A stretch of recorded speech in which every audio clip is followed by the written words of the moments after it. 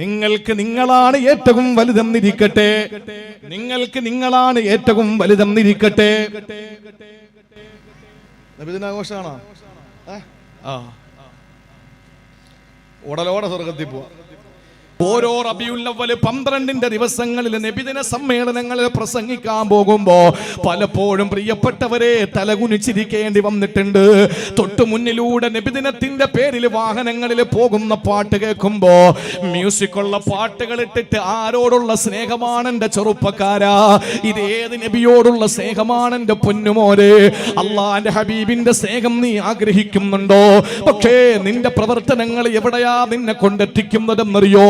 ഡെൻമാർക്കിൽ റസൂലുള്ളാഹിനെ പറ്റി അധിക്ഷേപിച്ചവരെ പോലെ, പത്തനംതിട്ടയിൽ ചോദ്യപേപ്പർ എഴുതിയവരെ പോലെ, തൊടുപുഴയിൽ കാർട്ടൂൺ വരച്ചവരും ചോദ്യപേപ്പർ എഴുതിയവരെ പോലെ, നെതർലാൻഡിൽ അടച്ചിട്ട കണ്ണാടിച്ചിലിനകത്തിരുന്ന് റസൂലുള്ളാഹിനെ അധിക്ഷേപിക്കുന്നവരെ പോലെ നീ ചെയ്യുന്ന പ്രവൃത്തിയാണ് എന്നേ പറയാൻ കഴിയൂ. പക്ഷേ ഞാൻ എന്റെ പ്രിയപ്പെട്ട സഹോദരങ്ങളോട് ഇത് ലൈവായത് കൊണ്ട് ഞാൻ പൊതുവായ ഒരു കാര്യം ഉണർത്താൻ ഉദ്ദേശിക്കുകയാണ്.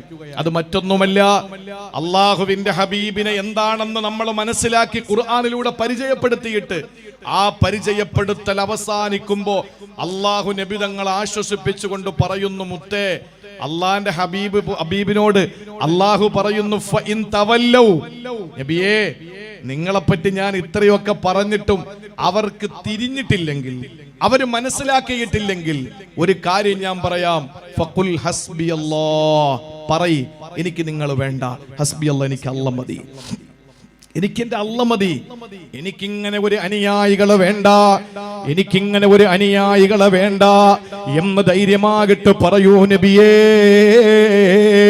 അങ്ങക്ക് ഞാനുണ്ട് ഹബീബേ, അങ്ങക്ക് ഞാനുണ്ട് റസൂലേ. അല്ലാഹു നബി തങ്ങളെ ആശ്വസിപ്പിക്കുകയാ. ഇവിടെ രണ്ടു കൂട്ടം ആളുകളെ നമുക്ക് കാണാൻ കഴിയും. അള്ളാന്റെ ഹബീബിന്റെ ജന്മദിനത്തിൽ സന്തോഷിക്കണ്ടെന്ന് പറയുന്ന ഒരു സമൂഹത്തെ നമുക്ക് കാണാം. എന്തിനാ സന്തോഷിക്കുന്നത്? അള്ളാന്റെ ഹബീബിനെ പറ്റി നമുക്ക് എന്തിനാ ഇത്രത്തോളം? അതൊരു സാധാരണക്കാരനായ ആളല്ലേ, കേവലം ഒരു ദൂതനല്ലേ, സാധാരണക്കാരനായ ഒരു പ്രവാചകനല്ലേ. ഈസാ നബി വരെയുള്ള ആദം നബി മുതലുള്ള പ്രവാചകന്മാരുടെ ശൃംഖലയിലെ അവസാനത്തെ കണ്ണിയല്ലേ. എന്തിനാണ് ഇത്രയും വലിയ ആദരവ് ആരാധനയായി മാറ്റുന്നതെന്ന് ചോദിക്കുന്നവർ നമ്മുടെ ഇടയിലുണ്ട്. ആദ്യമേ ഞാൻ പറഞ്ഞല്ലോ, അവരോട് ദേഷ്യമില്ല, പകയില്ല, വൈഷമ്യമില്ല, വൈമനസ്യമില്ല, അവരോട് യാതൊരു നിലയിലുള്ള പിണക്കങ്ങളുമില്ല. അവര് പറഞ്ഞോട്ടെ, ചിന്തിച്ചോട്ടെ. പക്ഷേ ഇന്ന് സമുദായത്തിന്റെ പരിവേഷം കെട്ടിയിട്ട് അല്ലാഹുവിന്റെ റസൂലിനോടുള്ള പ്രണയത്തിന്റെ പേരിൽ ചെറുപ്പക്കാര് അതിര് വിട്ടു പോകുന്നു എന്നത് പറയാതിരിക്കാൻ നിവർത്തിയില്ല. എന്റെ പ്രിയപ്പെട്ട ചെറുപ്പക്കാരെ, അള്ളാഹുവിന്റെ ഹബീബിന്റെ അനുയായികളാകാൻ നമുക്ക് കിട്ടിയ ഭാഗ്യം ചെറുതൊന്നുമല്ല. മൂസാ നബി അലൈഹിസ്സലാം നിലമറന്നിട്ട് കൊതിച്ചുപോയ ചരിത്രം നമുക്കറിയുമല്ലോ. മൂസാ നബി ആരാണ്? കലീമുള്ളയാണ്. തൂർ സീനാ പർവ്വതത്തിന്റെ താഴ്വരയിൽ വെച്ച് പലവട്ടം അള്ളാഹുവിനോട് സംസാരിച്ച വ്യക്തിയാണ്. പ്രവാചകന്മാരിൽ ശക്തരായ പ്രവാചകരാണ്. ആ പ്രവാചകനെ പറ്റി പലപ്പോഴും നബിതങ്ങൾ ഇങ്ങനെ ഓർത്തെടുക്കാറുണ്ട്. ഏതൊരു പീഡനം അനുഭവിക്കുമ്പോഴും അള്ളാന്റെ ഹബീബ് പറയുന്നത്, യർഹമില്ലാഹു മൂസാ ഖദ് ഊദിയ മിൻ ഹാദാ, എന്റെ മൂസ എന്ന ജ്യേഷ്ഠ സഹോദരൻ അല്ലാഹ് കരുണ ചൊരിയട്ടെ. ഇതിനേക്കാൾ വലിയ പീഡനങ്ങൾ എന്റെ മൂസ എന്ന ജ്യേഷ്ഠ സഹോദരൻ അനുഭവിച്ചിട്ടുണ്ട് എന്ന് പറഞ്ഞിട്ട് പീഡനങ്ങൾ എന്തും വരുമ്പോ, ഏത് പ്രയാസം വന്നാലും മൂസാ നബിയെ പറ്റി ഓർക്കാറുണ്ടായിരുന്ന ഹബീബായ നബി തങ്ങൾ. ആ മൂസാ പ്രവാചകനെ ചില്ലറക്കാരനാണോ? ഉലുൽ അസ്മുകളിൽപ്പെട്ട പ്രവാചകരല്ലേ. മൂസാ നബി അലൈഹിസ്സലാമിനെ കലീം എന്ന് പേര് വരാൻ തന്നെ കാരണം തൂർ സീനാ പർവ്വതത്തിൽ വെച്ച് പലവട്ടം അല്ലാഹുവിനോട് സംസാരിച്ചതിന്റെ പേരിലല്ലേ. ആ മൂസാ നബി തന്റെ നില പോലും മറന്നുകൊണ്ട് ആഗ്രഹിച്ചു പോയത് എന്തെന്നറിയോ? മൂസാ നബി തൗറാത്ത് ഇങ്ങനെ വായിച്ചു വരുമ്പോ തൗറാത്തിൽ അല്ലാഹുവിന്റെ ഹബീബിനെ പറ്റി പറയുന്ന ഭാഗമല്ല, അവിടുത്തെ സമുദായമാകുന്ന എന്നെയും നിങ്ങളെയും പറ്റി പറയുന്ന വാക്കുകൾ, എന്നെയും നിങ്ങളെയും പറ്റി പറയുന്ന ഭാഗങ്ങൾ കേട്ടപ്പോ മൂസാ നബിയെ പറ്റി പറയുന്നു, തമന്ന മൂസാ നബി കൊതിച്ചു പോയത്രേ, അയ്യകൂന മിൻ ഉമ്മത്തി മുഹമ്മദ്, ഏരൂരിലുള്ള സാധാരണക്കാരനായ ഒരാളിനെ പോലെ മൂസാ നബി കൊതിച്ചു പോവുകയാ. എന്തുകൊണ്ടെന്നറിയോ? മൂസാ നബി നിബിതങ്ങളെ പോലെ ആകാൻ കൊതിച്ചതല്ല, അള്ളാന്റെ ഹബീബിന്റെ സാധാരണക്കാരൻ സാധാരണനായ ഒരു അനുയായിയെ പോലെ ആയിരുന്നെങ്കിൽ കൊള്ളാമെന്ന് കൊതിച്ചു പോയത് എന്തിന്റെ പേരിലെന്നറിയോ? എന്റെ ഹബീബിന്റെ മഹത്വം വായിച്ചിട്ടല്ല, ഹബീബിന്റെ ഉമ്മത്തുകളായ അനുയായികളായ എന്റെയും നിങ്ങളുടെയും പോരിശ മനസ്സിലാക്കിയിട്ട ആ സമയത്താണ് അല്ലാഹു മൂസ നബിയോട് പറഞ്ഞത്, ഓ പ്രവാചകരെ, നിങ്ങൾ നിങ്ങളുടെ നില മറന്നുപോയോ? നിങ്ങളൊരു നബിയല്ലേ, നിങ്ങളൊരു റസൂലല്ലേ, നിങ്ങൾ ഉലുൽ അസ്മിൽപ്പെട്ടയാളല്ലേ, നിങ്ങൾ ധീരരായ ഒരു നബിയല്ലേ, എന്തിനാ അങ്ങ് മറക്കുന്നത് ഈ അവസ്ഥയെന്ന് ചോദിച്ചപ്പോ ആ സമയത്താണ് സ്ഥലകാലബോധം വീണത്. മൂസാ നബി അലൈഹിസ്സലാമിന് അത്രത്തോളം വലിയ അനുയായികൾക്ക് പോലും മഹത്വമുള്ള ഒരു പ്രസ്ഥാനത്തിന്റെ നേതാവ് നബി മുഹമ്മദ് മുസ്തഫ, അവിടുത്തെ വ്യക്തിപ്രഭാവത്തിനെ മങ്ങലേൽപ്പിച്ചുകൊണ്ട് ഒരു വിഭാഗം നബിദിനാഘോഷം പോലും വേണ്ടെന്ന് പറയുമ്പോ അതിലും മഹല്ലുകളെല്ലാം പങ്കാളികളാകുമ്പോ സ്വകാര്യ അനുഭവങ്ങളിലും സ്വകാര്യ നിമിഷങ്ങളിലും സ്വന്തമായ കാര്യങ്ങളിലും കുടുംബത്തിന്റെ വിഷയങ്ങളിലും എല്ലാം ആർഭാടങ്ങളും നടത്തുമ്പോ പ്രിയപ്പെട്ടവരെ, റസൂലുള്ളാന്റെ ജന്മദിനത്തിന് യാതൊരു നിലയിലുള്ള കാര്യങ്ങളും വേണ്ട, വീട്ടിനകത്തിരുന്നോളൂ എന്ന് പറഞ്ഞിട്ട് വയനാട് ജില്ലയെ ചൂണ്ടിക്കാണിച്ചുകൊണ്ട് നബിദിനാഘോഷം വേണ്ടെന്ന് പറയുന്ന പല സ്ഥലങ്ങളും ഇങ്ങനെ ഓരോ ഭാഗത്ത് നിന്ന് മുളപൊട്ടി വരുമ്പോ ഇതിനിടയിലാണ് പ്രിയപ്പെട്ടവരെ നമുക്ക് പറയാനുള്ളത്, മറ്റൊരു ഭാഗത്ത് അള്ളാഹുവിന്റെ റസൂലിനോടുള്ള സ്നേഹം അതിര് കടന്നിട്ട് അറിവില്ലാത്ത ചെറുപ്പക്കാര് സംവിധാനിക്കുന്ന സംവിധാനങ്ങളല്ല, ഇസ്ലാമിന്റെ പരിവേഷം കാണിച്ചിട്ട് സുന്നത്ത് ജമാഅത്തിന്റെ തലയിൽ കെട്ടിവെക്കാൻ ഒരിക്കലും കഴിയില്ല. വലിയ വലിയ വാഹനങ്ങൾ വിളിച്ചിട്ട് മനുഷ്യന്റെ പൊക്കപ്പിൽ ബോക്സ് വെച്ച് കെട്ടിയിട്ട് രാവിലെ മുതൽ വൈകുന്നേരം വരെ റസൂലുള്ളാഹിനെ പറ്റിയിട്ട് നമുക്ക് പറയാൻ കഴിയുന്നുണ്ട്. പക്ഷേ ഞാൻ 1000 വട്ടം അടിവരയിട്ടുകൊണ്ട് എന്റെ പ്രിയപ്പെട്ട ചെറുപ്പക്കാരോട് പറയുകയാ, വലിയ വണ്ടി നമ്മൾ വിളിക്കണം. എന്റെ അഭിപ്രായം ഈ വണ്ടിയൊന്നും പോരെന്നാണ്.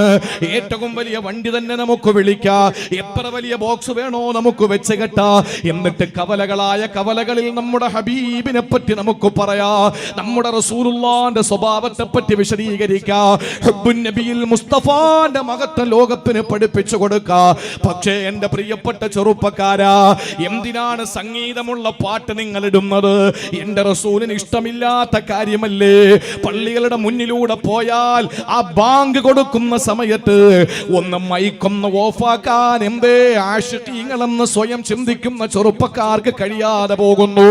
എന്തുകൊണ്ടാണ് ചെറുപ്പക്കാരാ രാവിലെ സുബഹി നിസ്കരിക്കാതെ ആർഭാടത്തോട് കൂടിയിട്ട് നബിദിനാഘോഷം നടത്തിയിട്ട് ളുഹർ നിസ്കരിക്കാൻ നീ മെനക്കെടാത്തത്?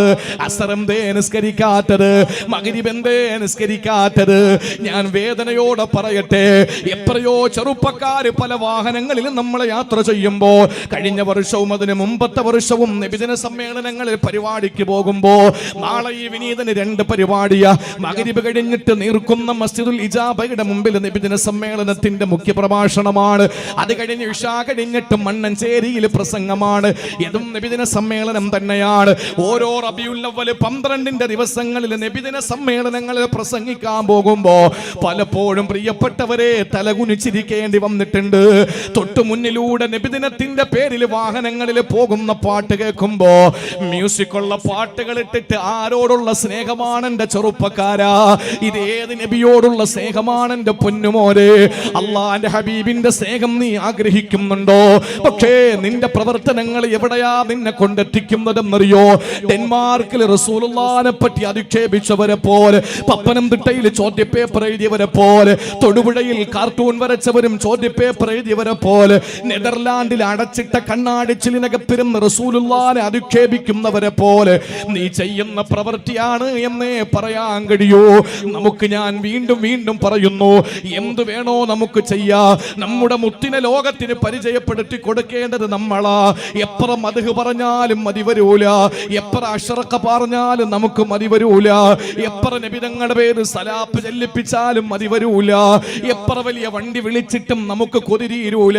അതൊക്കെ ആകാം, പക്ഷേ നിസ്കാരം ഉപേക്ഷിച്ചു കൊണ്ട് വേണ്ട നബിദിനാഘോഷ സംഗീതം ഉപയോഗിച്ച് കണ്ടുകൊണ്ടിരിക്കുന്നവരെ, അതല്ലെങ്കിൽ എന്നെ നേരിട്ട് കേട്ടുകൊണ്ടിരിക്കുന്നവരെ, നിങ്ങളിലോ നിങ്ങളുടെ കൂട്ടുകാരിലോ ആ ശൈലി ഉള്ളവരുണ്ടെങ്കിൽ ഇത് റസൂലുള്ളാഹിനോടുള്ള പ്രണയമാണെന്ന് ചിന്തിച്ചു പോകല്ലേ കൂട്ടുകാരാ.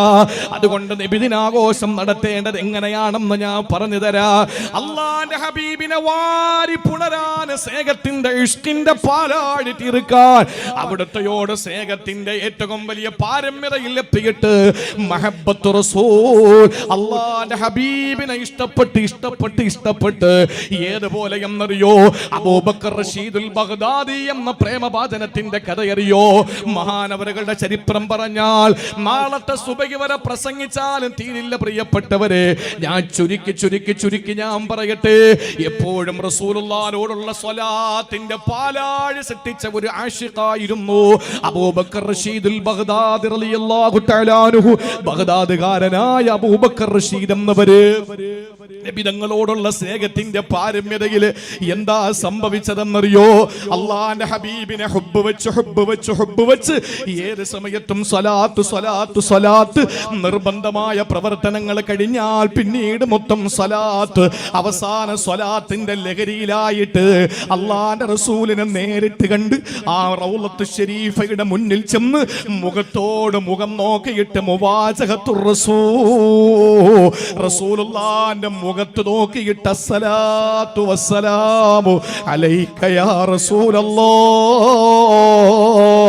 ഞാൻ ബഗ്ദാദിലിരുന്ന് സലാത്ത് ചൊല്ലി നബിയേ, ഇപ്പൊ അങ്ങയുടെ മുന്നിൽ ഞാൻ വന്നിരിക്കുകയാണെന്ന് ഹൃദയം തുറന്ന് മുത്തു നബിയെ വാരി പുണരാൻ ആഗ്രഹിച്ചുകൊണ്ട് ബഗ്ദാദിൽ നിന്നിറങ്ങി. അറിയുമോ നിങ്ങൾക്ക്, അള്ളാന്റെ റസൂല് അന്ന് സൗദി ഭരിക്കുന്ന രാജാക്കന്മാർക്ക് സ്വപ്നം കാണിക്കുകയാ. അബൂബക്കർ റഷീദ് എന്ന ബഗ്ദാദ്കാരനെ എന്റെ റൗളയിലേക്ക് നിങ്ങൾ കയറ്റിവിടരുതേ, എന്റെ റൗളയിലേക്ക് നിങ്ങൾ കയറ്റിവിടരുതേ.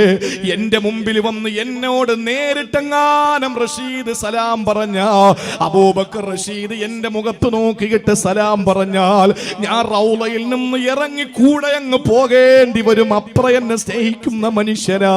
അതുകൊണ്ട് നിങ്ങൾ ഈ പടിവാതിൽക്കൽ കയറ്റിവിടല്ലേ, അത് വലിയ അപകടം ചെയ്യുമെന്ന് പറഞ്ഞപ്പോൾ അടയാളം പറഞ്ഞു കൊടുത്തു. എല്ലാ പോലീസുകാരും പാറാവുകാരും പട്ടാളക്കാരും തടഞ്ഞു നിർത്തി. സലാത്തിന്റെ മാസ്മരികത തീർത്തുകൊണ്ട് റസൂലുള്ളാഹിനെ മുഖം കാണിക്കാൻ വേണ്ടി വന്ന അബൂബക്കർ റഷീദുൽ ബഗ്ദാദിയെ തടഞ്ഞു നിർത്തിയിട്ട് തിരിച്ചു വിട്ടു. പോകാൻ എങ്ങനാണ് മനസ്സ് വരിക? മാറി കുറെ ദൂരങ്ങൾ സഞ്ചരിച്ചിട്ട് അവിടെ നിന്നിട്ട് പല രീതിയിലും വരാനുള്ള ആസൂത്രണം നടത്തി. അവസാനം വന്നു, വീണ്ടും മാട്ടിപ്പായിച്ചു. അവസാന സ്വലാത്ത് ഇങ്ങനെ ചൊല്ലി ഭ്രാന്തായി ലഹരിയായി അവസാനം എന്താ എന്റെ റസൂലിന്റെ മുമ്പിലെത്താനുള്ള വഴി എന്നതിനെ പറ്റി ചിന്തിക്കുമ്പോ തലയിൽ ചുമടുകളുമായി പോകുന്ന യാത്രക്കാരെ കാണുകയാണ്.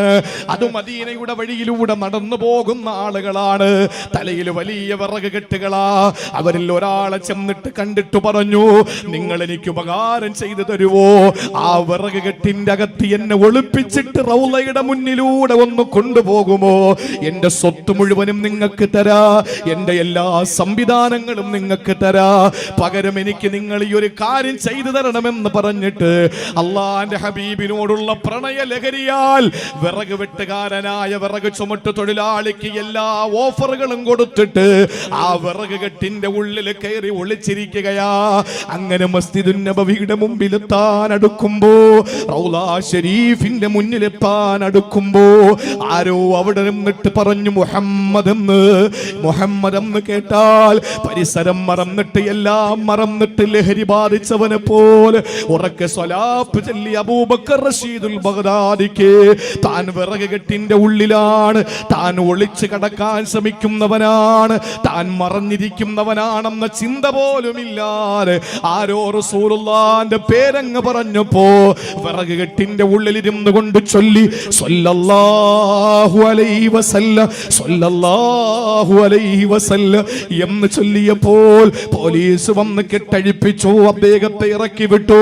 പിന്നീട് റൗള ഷരീഫിന്റെ മുമ്പിൽ നിന്ന് അന്തിച്ചു വീശുന്ന മന്ദമാരുതന്റെ തഴുകി തലോടലില് തന്റെ പ്രേമത്തെ എങ്ങനെയാണോ റസൂലുള്ളാഹിന്റെ റൗളയിൽ നിന്ന് അടിച്ചു വീശുന്ന ആ ഇളം കാറ്റിനെ തന്റെ നെഞ്ചിലേക്ക് ചേർത്തിട്ട് ഹുബ്ബ് വെളിവാക്കിയ അബൂബക്കർ റഷീദുൽ ബഗ്ദാദിമാരാകുവോ? സ്വലാത്തുകൾ ചൊല്ലിയിട്ട് റസൂലുള്ളാഹിയെ സ്നേഹിച്ച് ലഹരിയാകാൻ കഴിയോ? എന്തിനാ മ്യൂസിക്കുള്ള പാട്ടിടുന്നത്? എന്തിനാണ് റസൂലുള്ളാഹിനെ ഇഷ്ടപ്പെടാത്ത പ്രവർത്തനങ്ങൾ ചെയ്യുന്നത്? എല്ലാം നമ്മൾ ചെയ്യുമല്ലോ, പക്ഷെ സ്വലാത്ത് എത്ര ചൊല്ലി എന്ന് ചോദിക്കുമ്പോൾ റബീഉൽ അവ്വൽ അവസാനിച്ച് റബീഉൽ ആഖിർ കടന്നു വരുമ്പോൾ ഒരു 100 സ്വലാത്ത് പോലും നമ്മൾ ചൊല്ലിയിട്ടുണ്ടാകൂല. ഒരു 100 സ്വലാത്ത് സ്വലാത്ത് പോലും നമ്മൾ ചെല്ലിയിട്ടുണ്ടാവൂല.